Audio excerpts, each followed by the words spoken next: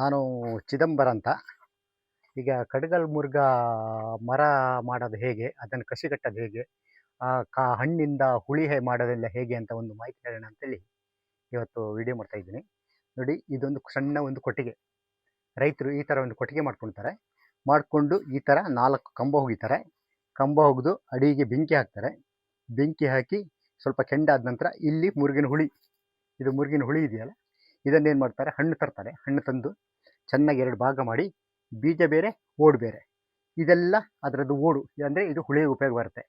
ಕೇರಳದಾಗಲಿ ಇಲ್ಲಿ ಭಾರಿ ಬೇಡಿಕೆ ಇದೆ ಇದಕ್ಕೆ, ಈ ಹುಡಿಗೆ. ಇದನ್ನೆಲ್ಲ ಹೀಗೆ ಒಣಸಿ ಅಂಗಡಿಗೆ ಸೇಲ್ ಮಾಡ್ತಾರೆ. 75, 80, 100 ರೂಪಾಯಿವರೆಗೆ ಇದೆ. ಇದರದ್ದು ಬೀಜ ಹೇಗಿದೆ ಅಂತ ತಮಗೆ ಹೇಳ್ಕೊಡ್ತಾ ಇದ್ದೀನಿ.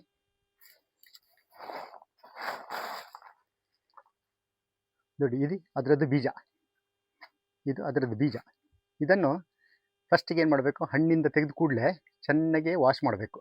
ವಾಶ್ ಮಾಡಿ ಇದನ್ನು ಒಳ್ಳೆ ಮಣ್ಣು ಮರಳು ಗೊಬ್ಬರ ಒಂದು 10 ಅಡಿ ಉದ್ದ 4 ಅಡಿ ಅಗಲಕ್ಕೆ ರೈಸ್ ಬೆಡ್ ಮಾಡಿ ಅದರಲ್ಲಿ ಚೆನ್ನಾಗಿ ಇದನ್ನು ಬಿಕ್ಕಬೇಕು. ಬಿಕ್ಕಿ ಗಿಡ ಮಾಡೋದು.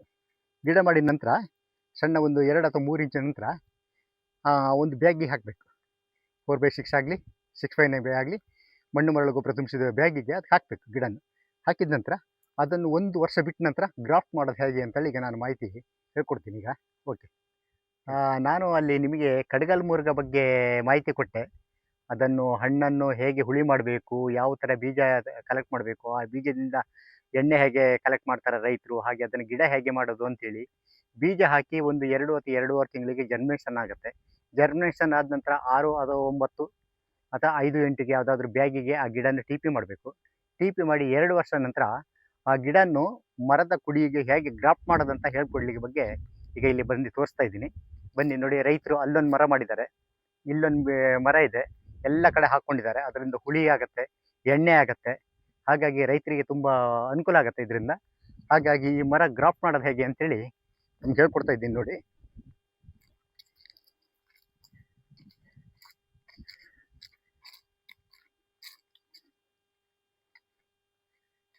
ನೋಡಿ ಇದು ಕಡಗಲ್ ಮುರ್ಗ ಮರ.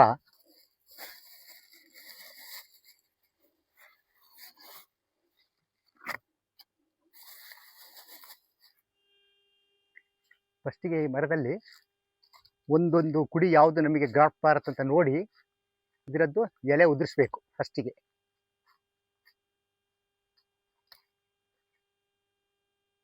ನೋಡಿ, ಹೀಗೆ ಎಲೆ ಉದುರಿಸ್ಬೇಕು.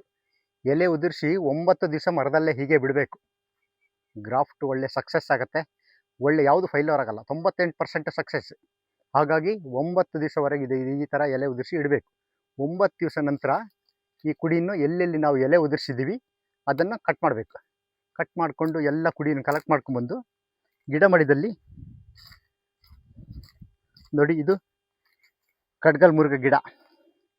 ಇದು ಇಲ್ಲಿಂದ 6 ಇಂಚ್ ಇಲ್ಲಿಗೆ, ಇಲ್ಲಿ ಕಟ್ ಮಾಡಿಬಿಡ್ಬೇಕು. ಕಟ್ ಮಾಡಿ ಇದನ್ನು ಗ್ರಾಫ್ಟ್ ಮಾಡೋದು ಹೇಳ್ತೀನಿ ನೋಡಿ.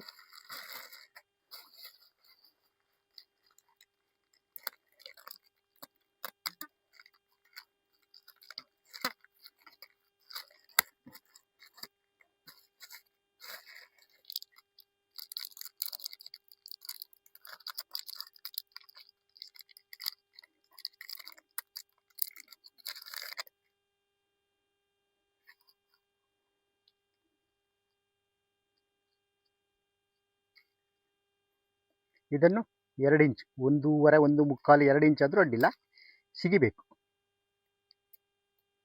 ನೋಡಿ, ಈ ಥರ ಸಿಗಿಬೇಕು. ಸಿಗಿದು ಕೆಲವು ಜನ ಇದರ ಮೇಲ್ಗಡೆ ಹೀಗೆ ಇಡ್ತಾರೆ, ಅದು ಸಕ್ಸಸ್ ಕಡಿಮೆ ಆಗುತ್ತೆ. 75-80% ಕೊಡ್ಬೋದು. ಇದು 98%. ಇದರ ಒಳಗಡೆ ತಿರುಳು ಹೀಗೆ ತೆಗಿಬೇಕು. ನೋಡಿ, ಹೀಗೆ ತೆಗಿಬೇಕು. ಇದು ನೋಡಿ ಚೆನ್ನಾಗಿ ಕೂಡ್ಕೊಳ್ಳುತ್ತೆ. ಹಾಗೆ ಇದನ್ನು ಕುಡಿ ಇದೆಯಲ್ಲ, ಇದು ಅಷ್ಟೇ ಕೆತ್ತಬೇಕು. ಇದು ವಿ ಟೈಪೇ ಮಾಡಬೇಕು.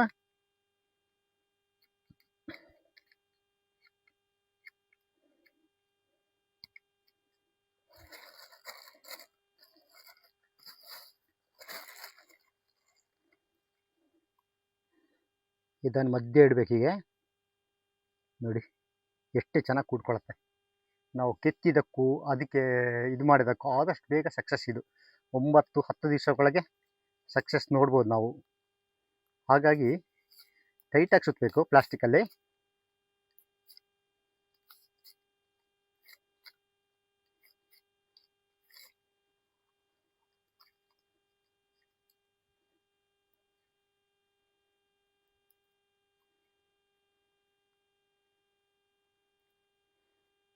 ಹೀಗೆ ಕಟ್ಟಿ ಇದೊಂದು ಪೆಪ್ಸಿ ಕವರ್ ಹಾಕ್ಬಿಟ್ರೆ ಆಯ್ತು.